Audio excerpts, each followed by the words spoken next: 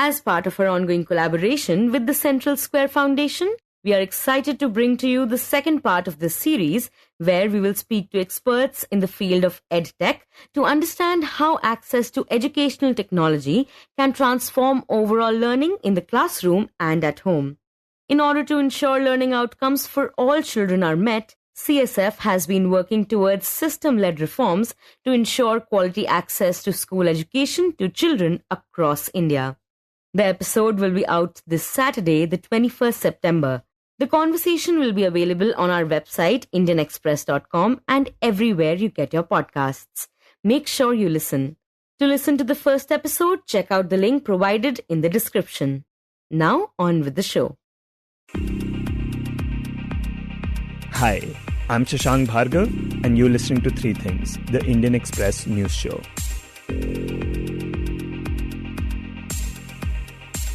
In this episode, we talk about the wolf attacks in UP and what experts say should be done about it. We also talk about the Jammu and Kashmir assembly elections, which started yesterday. But first, we talk about the UAPA case against Umar Khalid. Last week, the 37-year-old former JNU student activist entered his fifth year in jail. It was on the 13th of September back in 2020, around 7 months after the Northeast Delhi riots, that he was arrested under the stringent UAPA. So, Umar Khalid is not an unknown figure to any of us, right? That's Indian Express's Apurva Vishwanath, who writes on law for the paper. Since the JNU protests, he has been in and out of jail. He's been arrested a couple of times before. But this time, it's been a different turn of events. On September 13th, 2020, he was called into questioning and subsequently he was taken into custody and put under arrest. But what's different from Umar being in jail earlier and now is the terror charge. He's been arrested under the UAPA, not for any offense, but for the most stringent terror arrest. Umar has been charged with doing what is called a terrorist act under the UAPA. And even though it has been 4 years since he's been in custody, his trial is yet to begin, and his bail has been denied repeatedly. So he's been denied bail by the trial courts twice, once by the High Court. And, seeing the chances of him getting bail were slim, his lawyers sort of strategized and withdrew the plea from the Supreme Court. So his bail hasn't actually been argued before the Supreme Court. They made a tactical decision to withdraw and go back to the trial court. But the trial court rejected it for the second time also. So that's what's interesting about this case. Here is somebody who is in custody for about 4 years now. And the charges against him are very, very unique. Like, I haven't seen a charge sheet like this. I haven't seen, a narrative written in a charge sheet like it's been done in Umar's case. And courts keep repeating the limitation in granting bail in UAPA cases in Umar's case. But what's to be noted is that many others who are similarly placed as Umar, the same case, many others whose names are mentioned in the same witness statements and testimonies have been granted bail. But Umar Khalid, Sharjeel Imam continue to be in jail. And, Umar is sort of touted as this linchpin, the silent whisper, the chief conspirator. All of these tags have been attached to him by the prosecution. So that's what's really different about this case. And Apurva, what evidence has the state presented before the court, and how does this evidence relate to terrorism? Because that is essentially the charge against him.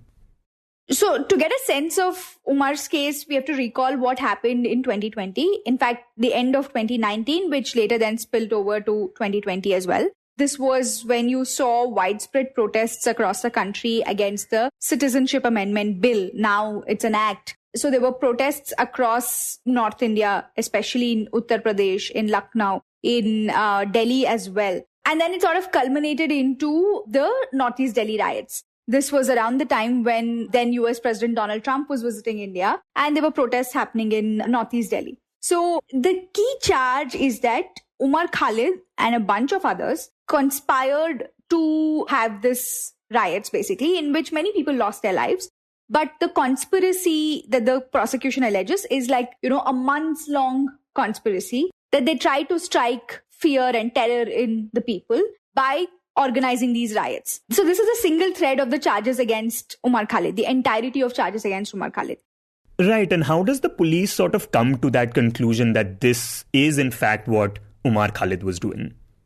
So it's a conspiracy charge essentially, but how do you make that determination, right? Conspiracy is not written somewhere on a piece of paper. You have to ascertain that from circumstantial evidence. This is where you sort of bring to light what they were thinking at that time through their actions, right? So it's not as if, say, Umar's house was raided and some literature was found or some arms or weapons were recovered from his possession. It's none of those, right? There is no recovery in this case. It's essentially through the actions showing that there was an alleged conspiracy to commit a terrorist act. But how does the police make this connection? So here you look at the court records, which is the bail hearings. And in UAPA cases, like we've discussed many times before, a bail hearing is like a mini trial. So in all of these bail hearings, you see the evidence that the police has really is statements of witnesses. And these are, interestingly, the names are Romeo, Juliet, Echo, Saturn. A bunch of these interesting names come up because they're all protected witnesses, which means their identities have been kept secret.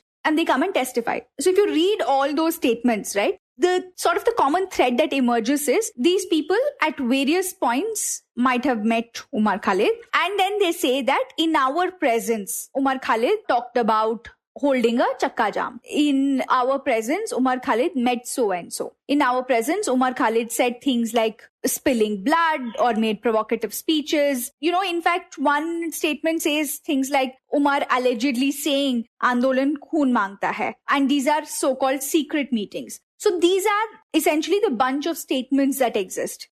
So allegedly saying chakka jam and khoon baha denge, is that what is being considered a terrorist act by the state? Yes, it is. Because, and here is where a very unique interpretation of Section 15 of the UAPA comes into play. So if you look at Section 15 of the UAPA, it describes a terrorist act. And it says, I'm reading it out here, whoever does any act with intent to threaten or likely to threaten the unity, integrity, security, economic security or sovereignty of India, right? And the second part says, with intent to strike terror or likely to strike terror in the people or any section of the people in India or in any foreign country. So this is a very sweeping provision, right? But you need two things to do here. That you have to do any act or you have to intend to do any act which threatens the unity, integrity, all of that, or you have to do any act which strikes terror in the people of India. These are the two things. Now, it is up to debate whether a chakka jam or a riot, in fact, by that logic, to hold Umar squarely responsible for the riots that took place. When we've seen, in several other riot-related cases where the police has been called to question, the police's role has been called to question, to lay all of that squarely on Umar, well, that is a separate question that will be decided. But in Section 15 itself, the provision then goes on to tell you how you will strike terror or how you will threaten the unity, integrity of India. So there it says, and this is Section 15A, and I'm reading it out, saying, by using bombs, dynamite, or other explosive substances, or inflammable substances, or firearms, or other lethal weapons, or poisonous or noxious gases, or chemicals. So basically, you get the class of things that we are talking about, right? These are serious weapons that are used. But the provision ends with a phrase which says, or by any other means of whatever nature to cause or likely to cause death, right? So this is what the prosecution is saying that Umar Khalid is guilty of. Okay, so the prosecution is saying that chakka jam, for example, is the other means. But by that rationale, other means could be anything, right?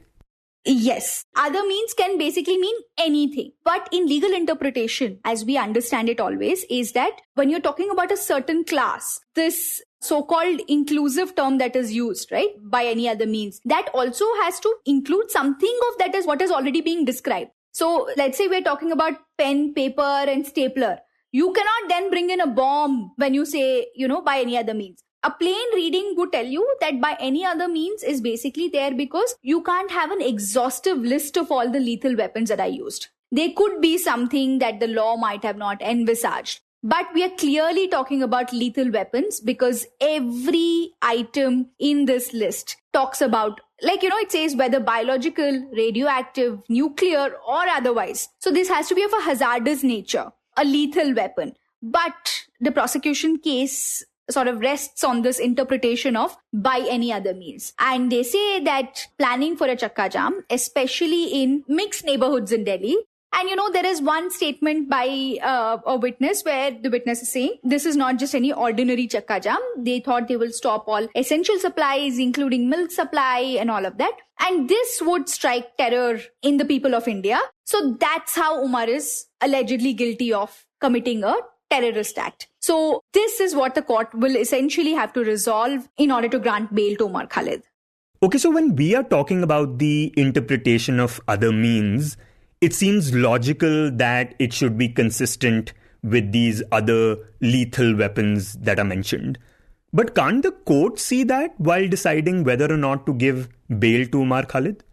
Yeah, so this is the other big question, right? Because there is a 2019 Supreme Court verdict called Zahoor Ahmad Shah Watali versus Union of India. This is also something that we've discussed with our listeners a bunch of times. This judgment of the Supreme Court, it's by Justice A.M. Khanwalkar, sort of ties the hands of the court when it comes to looking at substantive issues in a UAPA case, about going into the merits of the case itself. Having said that, Zahoor Ahmad Shah Watali, in many cases, courts have found a way around that. That's how bail has been granted to, say, Vernon Gonsalves in the Bhima Koregaon case. There are many other instances I can cite. But in Umar's case, the trial court in both instances, the High Court have cited Watali's case and said that we can't look into the substantive issues. We have to take into consideration what is the prosecution's record. And there we see a prima facie case. And what exactly is the 2019 Watali ruling saying? Is it saying that the court should be giving more weightage to the state's version of events when it comes to granting bail? It actually says the court should be giving weightage only to the state's version. So, for example, a case diary that has been put before a judge, the judge can't go into the merits of it, only has to do a prima facie view. So it's a surface level analysis. And here is where courts are, stopping themselves saying, well, if we go by that, then this is how it works. This could have changed if there was a good hearing in the Supreme Court, of course. The Supreme Court could have gone into these issues like it did like I said, in the Vernon case in the Supreme Court. However, the case came up before a bench where Umar's lawyers thought that it's probably better to take a chance and go back to the trial court than argue before an unfavorable bench, let's say, and get a negative verdict. Because once the Supreme Court rejects bail, it's also the court of last resort. So it becomes sort of final and it's much more difficult to get bail later. So they went back to the trial court, took a strategic call. So now, if at all the case again comes up before the Supreme, it's being heard currently by the High Court. The second bail order that the trial court dismissed, that is under challenge before the High Court. So we'll have to see how the case travels from here. And Apurva, also talk about what exactly are Khalid's lawyers arguing in court in response to what the state has been claiming. Yeah, so to get a verdict of not guilty to grant bail, you really have to put up a very strong case, right? In fact, there is something that legal scholar Abhinav Sekhri has written that to argue bail in a UAPA case is like participating in a swimming competition with both arms tied to their backs. But what the Watali judgment effectively does is then tie a dumbbell to the defense's legs, in addition to its arms being tied at the back. So the case that you have to put up is basically to say that I'm not guilty of the offense at all. So here Umar's lawyers have pointed out to several things. For starters, the statements recorded of these witnesses, some of them were recorded 11 months after the alleged incident. And much of what they say is actually in the public domain. These are not so-called secret meetings, but meetings for the protests that Umar attended. And in some cases, there are even pictures floating around in social media. So it's not as if these were some clandestine secret meetings, right? And the second thing, and this is a very significant point that the lawyers have argued, is that Umar was not even in Delhi when the riots took place. But to this, the prosecution's version is, he might have been in Maharashtra delivering a speech there, but he's really something of a silent whisperer. Or he, in fact, went to Maharashtra to allegedly create a perfect alibi, to not be here when the riots actually took place. So everything that you've done or not done is sort of used against you. This is again going back to that analogy that Sekhri had written about. It says that the defense cannot deploy any part of its arsenal which is open to the prosecution. which is very difficult in a criminal trial. So this is how the bail hearings have actually been going. The statements of these protected witnesses in an actual trial will have to be combated, will have to be cross-examined, and then, shown to the court that they cannot stand on their own two legs. And Apurva, what is the reason that in UAPA cases the state gets so much leeway? Is it because these are terror charges, or does it just have to do with how the law has been framed?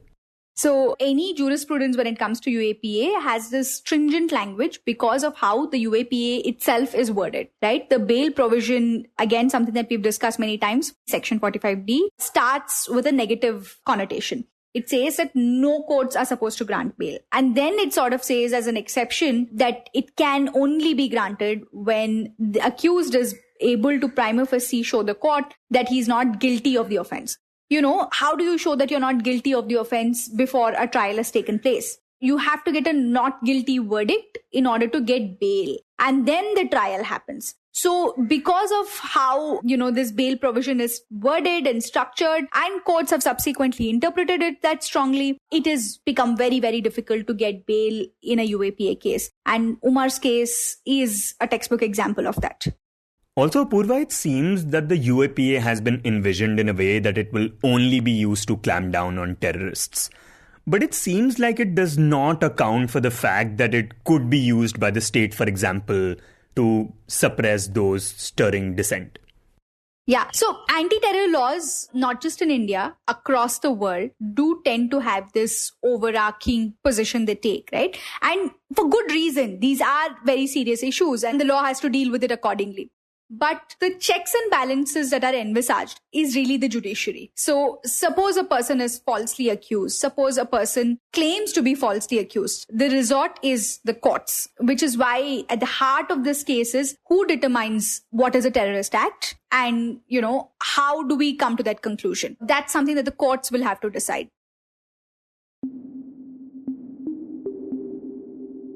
And next we talk about the wolf attacks in UP. Since July this year, 7 deaths and 18 injuries in UP's Bahraich district have been blamed on attacks by a pack of 6 wolves. According to officials, the first incident took place on the 17th of July when a wolf attacked a 1-year-old child. These attacks then continued to take place intermittently every 4 to 5 days, killing mostly children. Authorities since then have captured 5 wolves from the pack, which had terrorized 35 villages in the district. On Sunday, Chief Minister Yogi Adityanath met the affected families and assured the residents that the State Forest Department, the district administration and the police will continue working till the threat comes to an end. In this segment, Indian Express's Jay Mazoomdar joins us to talk about what experts say should be done in these situations. Jay, historically speaking, what kind of precedent do these attacks have in the country? In recent times, such cases are rare but not unheard of. But if you go back like 50 to 100 years, maybe a little more, then wolf attacks were quite commonplace. In fact, as we wrote about this, that during the British time, there are records which show that more people died of wolf attacks than compared to even tigers. As an aside, the maximum number of human casualty happens due to snake bites in India. So that's a phenomenally high number. But if you take that away, then maybe until 100 years back, wolves were causing quite a few deaths. But surprisingly, these deaths were mostly clustered in the northern Indian states, UP, Bihar, parts of what is now Jharkhand, parts of western Bengal, and also Madhya Pradesh. But in comparison, the southern plateau, also Maharashtra, parts of Gujarat, where we always had a good wolf population, we did not have such cases. And do we know why that has been the case? Why we have seen more wolf attacks in the north?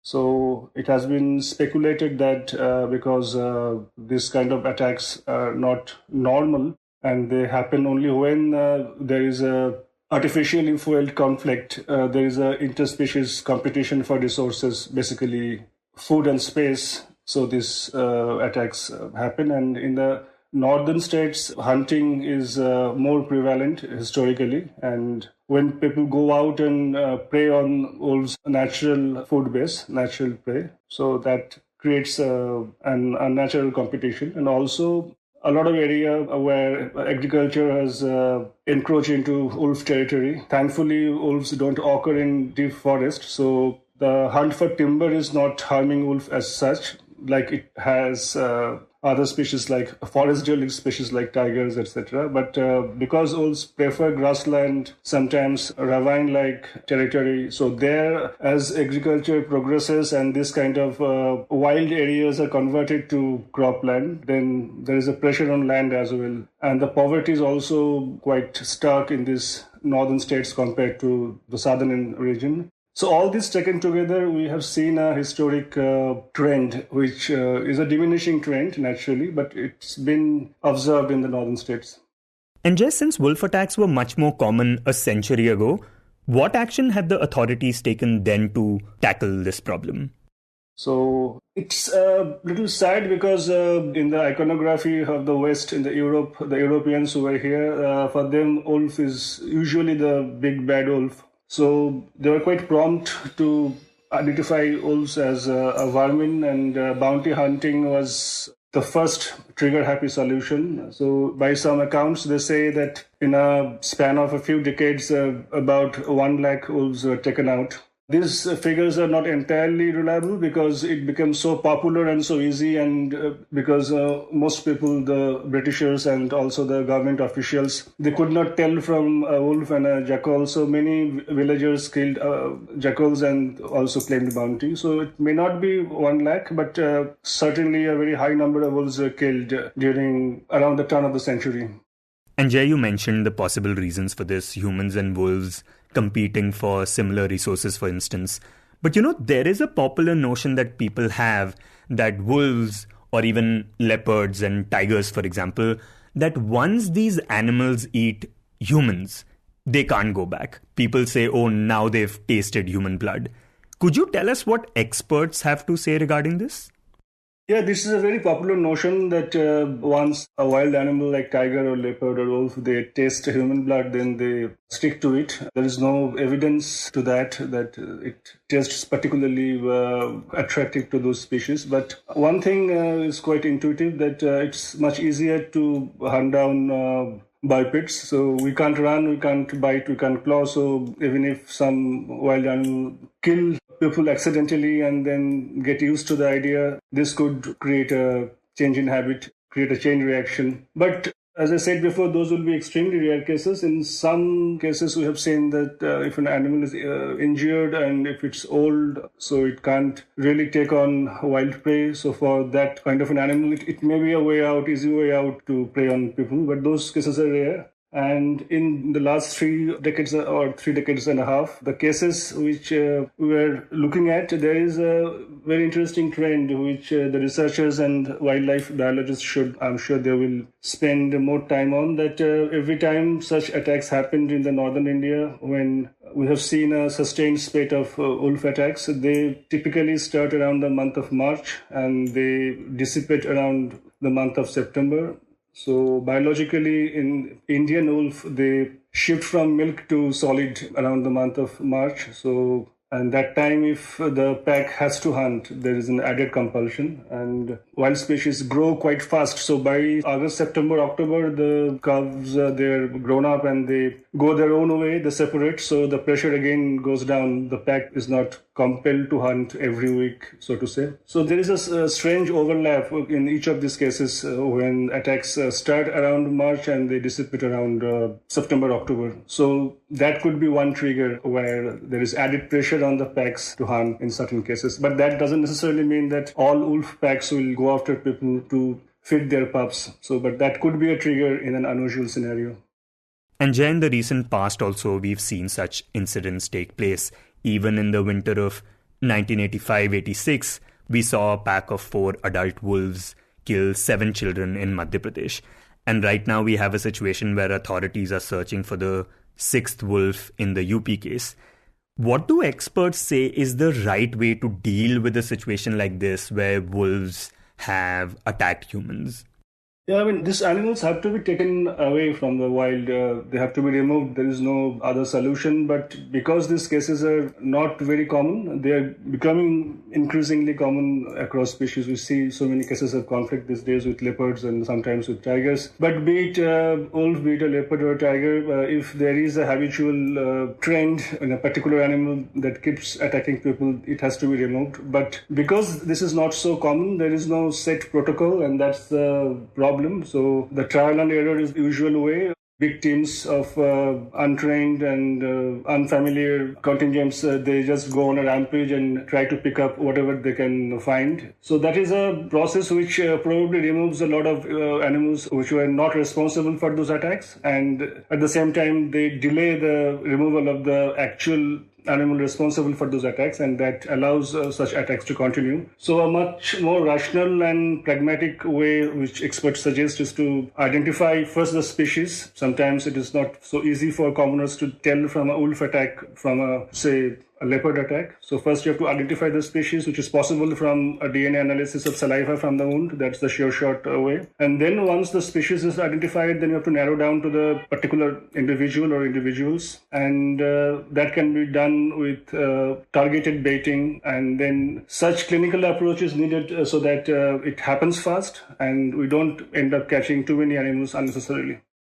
And Jay, earlier you mentioned that at one point of time, wolves were sort of the main threat, and now it's snakes. But in terms of the big mammals, is this conflict more common between humans and leopards? Yeah, it's more common in the sense it's a pure function of numbers. The leopard population in India is much bigger than the wolf population. Wolves are down to 3,000 probably now, and they are present in very small numbers and they're scattered across the landscape. And they don't usually come close to human habitation, to the villages. They do prey on livestock and the nomads who move from place to place with their folks and with their herds. So they sometimes suffer. So that's why it's not so common. But leopards, of course, they hunt opportunistically close to the villages. They hunt on dogs. That's one of their favorite prey. And dogs are always close to people in a village. So the chance of accidental encounter is also a lot more, and that's why probably in the recent decades we have seen leopard-human conflict is on the rise, unfortunately. And is the same approach used for dealing with wolves also applied to leopards? Yeah, the solution is always the same because if you have to remove the animal responsible, you have to identify it correctly and you have to do it in the shortest possible time. It has to be clinical. It cannot be a endless trial and error method as we see often, like this present case which is going on for many weeks now. But these are all short-term solutions because if you have a problem at hand, you have to remove the animal to stop the spate of killing. But unless these animals are given their space and their share of food, this kind of attacks will keep happening. So as I wrote that the only long-term solution for this kind of attacks to stop, that either you exterminate the species when all wolves and leopards and tigers are gone, or you give them their minimum space and resources. There is no third solution for this kind of conflict.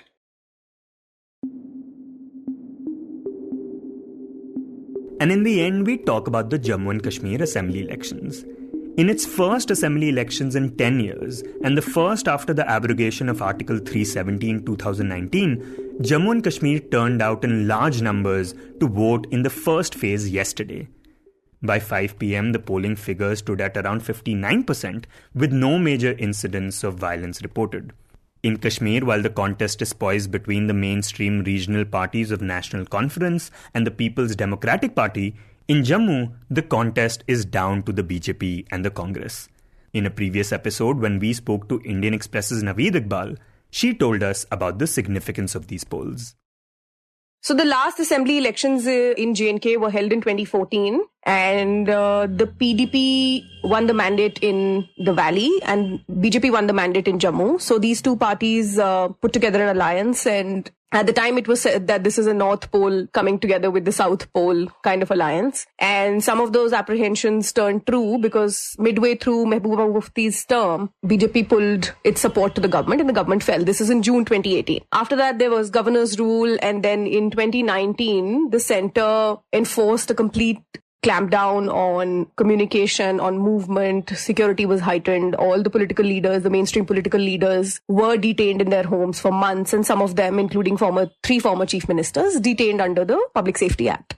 The state was dismembered, Article 370 revoked, which guaranteed its special status under the Indian Constitution, and then it was bifurcated into two union territories, Ladakh and Jammu and Kashmir. So after that, a lot of people thought that now assembly elections will be held. But that didn't happen. So in 2020, the government held DDC elections as a fresh tier of governance. Some people thought with that the assembly elections might take place. That didn't happen. Then panchayat elections were held a little before that. People thought then some form of the political void might be filled. That didn't happen. In the meantime, 4 years passed, and the Supreme Court wasn't taking up all these petitions that had challenged the constitutional validity of the move to revoke Article 370 by the centre. So the case wasn't moving, and then assembly elections weren't being announced. So they were like the restlessness of the political mainstream grew, and the people started feeling this political vacuum because they had no representatives that they could go to.